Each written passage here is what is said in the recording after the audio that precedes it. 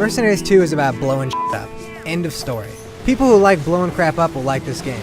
Most everything is destructible. Buildings crumble, airstrikes freely rain down, and tactical nukes accent the sunny Venezuelan countryside. Thankfully, the frame rate is solid during this mayhem, and all the destruction stays as long as you keep your system on. Seeing how the open world is rather large, this is pretty impressive. It's quite possible to turn an industrial city into rubble-filled wasteland in a matter of minutes. And you know, that's the kind of stuff that makes me happy. Although the scale is nice, it also leads to some annoying things. While there are tons of different vehicles and weapons and airstrikes in the game to acquire, you do have to actually go and shop for a lot of these from different vendors who are spread out across Venezuela, which means that sometimes you're going to have to trek all the way across the country to get to somebody just to find out they don't sell that one item you were looking for. You can play as 3 different characters in Mercenaries 2, but you're going to want to choose Mateus. I mean, everything sounds funnier when it's said with his maniacal Swedish accent. Actually, the entire game is pretty funny, except for one thing. You're going to hear the same 5 lines a billion times. In fact, oddly enough, Pandemic didn't write very many lines for the NPCs, but they had different people record the same lines.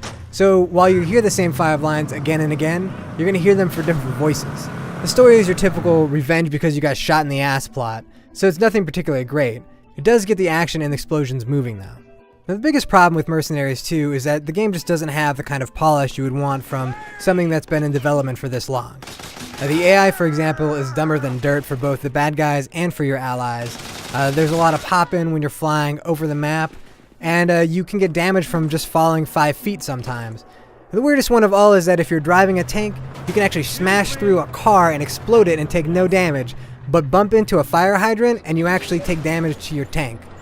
I know that there's a lot of strategy out there for people putting fire hydrants in the way of tanks to destroy them, but it doesn't seem like something you would actually want in a video game. Now, although there is no deathmatch mode or anything like that, there is drop in and drop out online co-op for up to 2 people.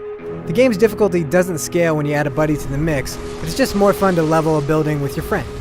So the big question is, should you buy Mercenaries 2? Well, it depends on how much you love explosions. The game is glitchy, it has polish issues, but, you know, dropping a tactical nuke on a cove of pirates is fun.